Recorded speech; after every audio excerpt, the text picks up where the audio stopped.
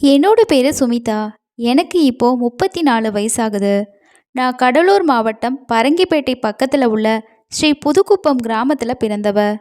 எனக்கு நாகை மாவட்டம் சீர்காழி பக்கத்துல உள்ள சூளையாறு கிராமத்தை சேர்ந்த முருகதாஸ் அப்படிங்கிற 45 வயசு நபர் கூட கல்யாணம் ஆச்சு. கல்யாணத்துக்கு அப்புறம் நாங்கள் 2 பேரும் கடலூர் துறைமுகம் பக்கத்தில் உள்ள சிங்காரத்தோப்பில் தான் வாழ ஆரம்பித்தோம்.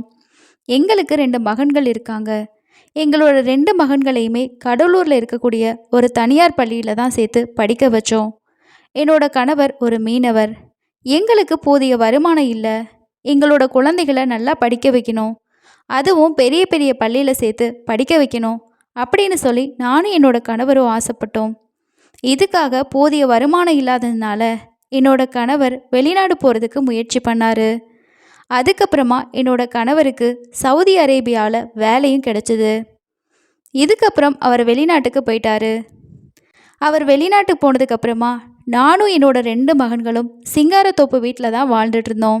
நானும் என்னோட பசங்களும் தனியாக வாழ்ந்துட்டு இருக்கிறதுனால எங்களுக்கு ஏதாவது உதவி தேவைப்பட்டுச்சுன்னா அந்த சமயங்களில் என்னோட கணவரோட தம்பியான சுமேர், அவருக்கு வயசு 30, அவர் தான் அடிக்கடி சிங்காரத்தோப்பில் இருக்க எங்கள் வீட்டுக்கு வந்துட்டு போவார்.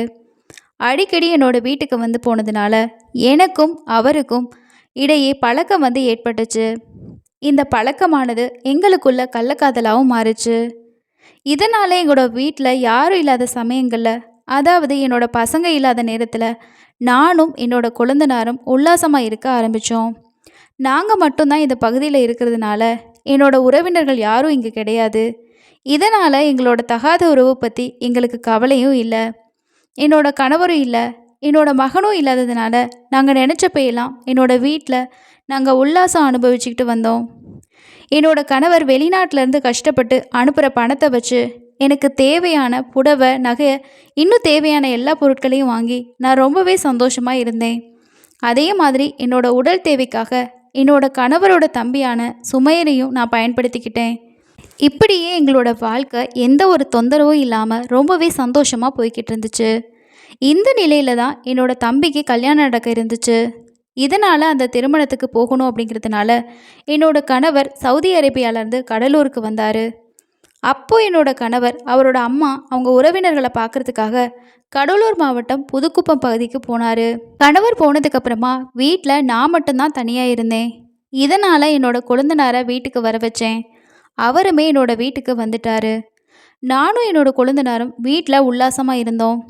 அந்த சமயத்தில் புதுக்குப்பத்துக்கு போயிட்டு இருந்த என்னோட கணவர் திடீர்னு என்னோட வீட்டுக்கு வந்துட்டார். அந்த சமயத்தில் நானும் என்னோட கொழுந்தனாரும் வீட்டில் உல்லாசமாக இருந்ததை அவர் பார்த்து அதிர்ச்சி ஆகிட்டார். அவர் எங்களை கண்டிச்சாரு. நானும் என்னோட கணவரோட தம்பியும் அரை நிர்வாண கோலத்தில் இருந்ததை பார்த்து ஆத்திரமடைஞ்ச அவர் எங்கள் 2 பேரையும் கடுமையாக தாக்க ஆரம்பித்தார். அப்போது எங்களுக்குள்ளே ஏற்பட்ட தகராறில் நானும் என்னோட கொழுந்தனாரும் சேர்ந்து துண்டால் என்னோட கணவனான முருகதாஸோட கழுத்தை இறுக்கி அவரை துடிக்க துடிக்க கொலை பண்ணிட்டோம். அதுக்கப்புறம் யாருக்கு தெரியாமல் என்னோட வீட்டுக்கு பின்னாடி இருக்கக்கூடிய ஒரு இடத்துல குழியை தோண்டி என்னோட கணவரோட முருகதாஸ் உடலை புதைச்சிட்டு எதுவும் தெரியாத மாதிரி இருந்துட்டோம். இதுக்கப்புறம் 2 நாளுக்கு அப்புறமா என்னோட கணவரான முருகதாஸ் எங்கன்னு சொல்லி என்னோட ரிலேட்டிவ்ஸ் எல்லாமே கேட்டாங்க. அதுக்கு நான் என்னோட கணவர் என்னோட தம்பியோட கல்யாணத்துக்கு தான் வந்தார், கல்யாணம் முடிஞ்சதுனால அவர் திரும்பவும் சவுதி அரேபியாவுக்கு போயிட்டாரு அப்படின்னு எல்லாரும் நம்புகிற மாதிரி நான் சொல்லி நாடகமும் ஆடினேன். இதுக்கப்புறமா என்னோட வேலை நான் சகஜமாக இருக்க மாதிரியே யாருக்கும் என் மேலே சந்தேகம் வராத அளவுக்கு நான் நடந்துக்கிட்டேன். என்னோட மகன்களுக்கு கூட என் மேலே சந்தேகம் வராத அளவுக்கு நான் கச்சிதமாக ஒரு நாடகத்தை நடிச்சிட்டேன். இதுக்கப்புறமா நானும் என்னோட கொழுந்தனார் சுமீரும் ஒன்றா சேர்ந்து வாழ்கிறதுக்கு முடிவு பண்ணோம். அதுக்காக என்னோட 2 குழந்தைகளையும் புதுக்குப்பத்தில் இருக்கக்கூடிய என்னோட கணவரான தாயாரான பௌர்ணமி அம்மா கிட்ட விட்டுட்டு நானும் என்னோட கொழுந்தனாரும் சென்னைக்கு போயிட்டோம். அங்கே இருக்கக்கூடிய ஒரு மெடிக்கலில் என்னோட கொழுந்தனார் சுமீர் வேலை பார்த்துட்டு இருந்தார். இது கூடவே அவர் பிஃபார்மும் படிச்சிருக்காரு. அவர் பிஃபார்ம் படித்து முடித்ததுக்கப்புறமா நாங்கள் 2 பேரும் கேரளா மாநிலம் மலபாருக்கு போயிட்டோம். அங்கே ஒரு வீட்டை வாடகைக்கு எடுத்துகிட்டு நாங்கள் தங்கி குடும்பம் நடத்திட்டு வந்தோம். கணவன் மனைவி மாதிரி வாழவும் ஆரம்பித்தோம். நானும் அவரும் நினச்சப்பையெல்லாம் அங்கே தனிமையில் உல்லாசமாக இருந்து ரொம்பவே சந்தோஷமாக ஜாலியாக இருந்தோம். எங்களுக்கு இடையூறுன்னு சொல்லி யாருமே இல்லை. இது எங்களுக்கு ரொம்ப பிடிச்சிருந்துச்சு. நாங்கள் ரொம்ப சந்தோஷமாக வாழ்ந்துட்டு இருந்தோம். இப்படியே சுமார் ஒரு 6 வருஷம் போச்சு. நாங்கள் என்னோட கணவரை கொலை செஞ்சுட்டு 6 வருஷம் ஆகிட்டதுனால இனிமே எங்களுக்கு எந்த பிரச்சனையும் வராது. நாங்கள் இன்னுமுமே சந்தோஷமாக இருந்தோம். நாங்கள் 2 பேரும் கணவன் மனைவியாகவும் வாழ ஆரம்பிச்சிட்டோம். இப்படி சந்தோஷமாக போய்கிட்டு இருந்த எங்களோட வாழ்க்கையில் திடீர்னு ஒரு திருப்பம் ஏற்பட்டுச்சு. அதாவது ஒரு நாள் என்னோட கணவரோட தாயார் எங்கள் வீட்டில் எதையோ ஒரு விஷயத்த தேடிட்டு இருக்கும்போது என்னோட கணவரோட பாஸ்போர்ட் அவங்க கையில் கிடச்சிருக்கு. அதை பார்த்து அவங்க ரொம்பவே அதிர்ச்சி ஆகியிருக்காங்க. பாஸ்போர்ட் இங்கே இருக்குன்னா என்னோட பையன் எப்படி வெளிநாட்டுக்கு போயிருப்பான் அப்படின்னு சொல்லி அவங்களுக்கு சந்தேகமும் வந்திருக்கு. அதுவும் அவரோட மகன் காணாமல் போனதுக்கு அப்புறமா நானும் கொழுந்தனாரும் சில நாட்கள்லேயே வேறு பகுதிக்கு போயிட்டோம். என்னோட மாமியாருக்கு என் மேலேயும் என்னோட கொழுந்தனார் மேலேயும் தான் சந்தேகம் ஏற்பட்டுச்சு. இதனால் அவங்க உடனடியாக கடலூர் மாவட்டம் போலீஸ் சூப்பரண்ட்டை போயிட்டு ஒரு புகாரும் கொடுத்தாங்க. அந்த மனுவில் என்னோட மகன் வெளிநாட்டுக்கு போகலை, அவன் போயிட்டான்னு சொல்லி அவனோட மனைவி சுமிதா சொன்னான். அதனால தான் என்னோட மருமகளான சுமிதா மேலே என்னோட 2வது மகனான சுமேர் மேலேயும் நான் சந்தேகப்படுறேன். அவங்க என்னோட மூத்த மகனான முருகதாஸை கொலை பண்ணியிருக்கலான்னு சொல்லி நான் சந்தேகப்படுறேன்னு சொல்லியிருக்காங்க. இது தொடர்பாக விசாரிக்க தனிப்படையும் அமைச்சாங்க. இந்த தனிப்படையினர் முதல்ல என்னையும் சுமேரையும் தேடுற முயற்சியில் ஈடுபட்டாங்க. நாங்கள் கேரளா மாநிலத்தில் வாடகை வீட்டில் தான் வாழ்ந்துட்டு வந்தோம். இந்த தகவல் கிடைச்சதுமே போலீஸ் உடனடியாக எங்கள் 2 பேரையும் கைது பண்ணாங்க. இதுக்கு அடுத்தது எங்கள் 2 பேரையும் கேரளா மாநிலத்திலேருந்து கடலூருக்கும் கூட்டிகிட்டு வந்தாங்க. அங்கே எங்ககிட்ட நடத்தின கிடுக்குப்பிடி விசாரணையில் தான் நானும் என்னோட கொழுந்தனாருமான சுமேரும் சேர்ந்து தான் என்னோட கணவனான முருகதாஸை கொலை செஞ்சதையும் அவரோட உடலை எங்கள் வீட்டுக்கு பின்னாடி பக்கம் புதைச்சி வச்சிருக்கதையும் நாங்கள் சொன்னோம். நாங்கள் சொன்னதை கேட்ட போலீஸ் ரொம்பவே அதிர்ச்சி ஆகிட்டாங்க. நான் போலீஸ்கிட்ட கொடுத்த வாக்குமூலத்தில் என்னோட கணவர் சவுதி அரேபியாவுக்கு வேலைக்கு போயிட்டாரு. அதுக்கப்புறம் எனக்கு சின்ன சின்ன உதவி தேவைப்பட்டுச்சுன்னா என்னோட கணவரோட தம்பிக்கிட்ட தான் அடிக்கடி கேட்பேன். அவரும் அடிக்கடி என்னோட வீட்டுக்கு வந்துட்டு போவார், உதவியும் செஞ்சுட்டு இருந்தார். கணவரை பிரிஞ்சு ஏகத்தில் இருந்ததுனால என்னோட கொழுந்தனார் கூட எனக்கு தகாத உறவு வச்சுக்கிட்டேன். என்னோட உடல் தேவைக்காக நான் அடிக்கடி அவரை உல்லாசமாக அனுபவிக்க வந்தேன். ஒரு கட்டத்தில் எனக்கு அது பிடிச்சு போச்சு. என்னோட கொழுந்தனாரோடையே வாழணும்னு சொல்லி முடிவு பண்ணேன்.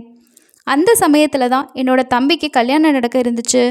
என்னோட தம்பியோட கல்யாணத்துக்கு கலந்துக்கிறதுக்காக என்னோட கணவர் ஊருக்கு வந்தார். அவரோட அம்மாவை பார்க்குறதுக்காக போன சமயத்தில் நானும் சுமேரும் வீட்டில் உல்லாசமாக இருந்தோம்.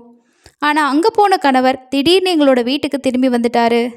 வந்தவர் எங்கள் 2 பேரும் தனிமையில் இருந்ததையும் பார்த்து அதிர்ச்சி ஆகிட்டாரு. எங்களை கண்டிச்சாரு. இவ்வளோ நாளாக எங்கள் சொந்தக்காரங்க யாருக்குமே தெரியாமல் நாங்கள் மெயின்டைன் பண்ணிக்கிட்டு இருந்த இந்த ரிலேஷன்ஷிப் எங்களோட கணவருக்கு தெரிஞ்சிருச்சு.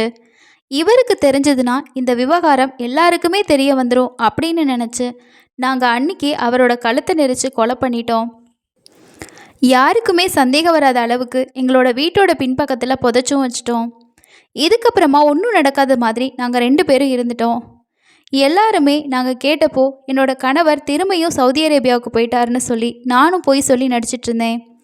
6 வருஷம் ஆகிட்டதுனால இனி யாருமே கண்டுபிடிக்க மாட்டாங்கன்னு நினச்சோம். ஆனால் இப்போது என்னோட கணவரோட பாஸ்போர்ட் கிடச்சனால நானும் என்னோட கொழுந்தனாரும் மாட்டிக்கிட்டோம் அப்படின்னு என்னோட வாக்குமூலத்தை போலீஸ்கிட்ட சொன்னேன். இதுக்கப்புறமா வருவாய்த்துறை அதிகாரிகள் முன்னிலையில் உடலை தோண்டி எடுத்து பிரேத பரிசோதனை செய்ய போலீஸ் முடிவு பண்ணாங்க. அதன்படி என்னையும் என்னோட கொழுந்தனாரையும் என்னோட வீட்டுக்கு கூட்டிகிட்டு போயிட்டு அங்கே என்னோட கணவரான முருகதாஸை நாங்கள் புதைச்ச இடத்த காட்ட சொன்னாங்க. நாங்களும் அந்த இடத்த காட்டினதுக்கப்புறமா தாசில்தார் முன்னிலையிலையும் சில அதிகாரிகளோட முன்னிலையிலையும் பொக்லைன் இயந்திரம் மூலமாக பள்ளம் தோண்டப்பட்டு அப்போது 6 வருஷத்துக்கு முன்னாடி நாங்கள் புதைச்ச என்னோட கணவரான முருகதாஸோட கை கால் தலை எலும்புக்கூடுகாக கிடந்துச்சு. அதை எல்லாத்தையுமே போலீஸ் கைப்பற்றி பரிசோதனைக்காக கடலூர் அரசு மருத்துவமனைக்கு எடுத்துகிட்டு போனாங்க. இதுக்கப்புறமா என்னையும் சுமேரையும் போலீஸ் கைது பண்ணி காவல் நிலையத்துக்கு கூட்டிகிட்டு போனாங்க. பிறகு கோர்ட்டில் ஆஜர்படுத்தி 2 பேத்தையுமே சிறையில் அடைச்சாங்க. வெளிநாட்டுக்கு குடும்ப கஷ்டத்துக்காக போன கணவர், அந்த கணவரோட தம்பி கூட மனைவிக்கு ஏற்பட்ட தகாத உறவுனால 2 பேரும் சேர்ந்து கணவரை கொலை பண்ணி 6 வருஷமாக அந்த விஷயத்தையே வெளியே தெரியாமல் பார்த்துக்கிட்ட விஷயம் அந்த ஊர் ஃபுல்லாக மட்டும் இல்லாமல் தமிழ்நாடு ஃபுல்லாகவே பரபரப்பாக பேசப்பட்டுச்சு.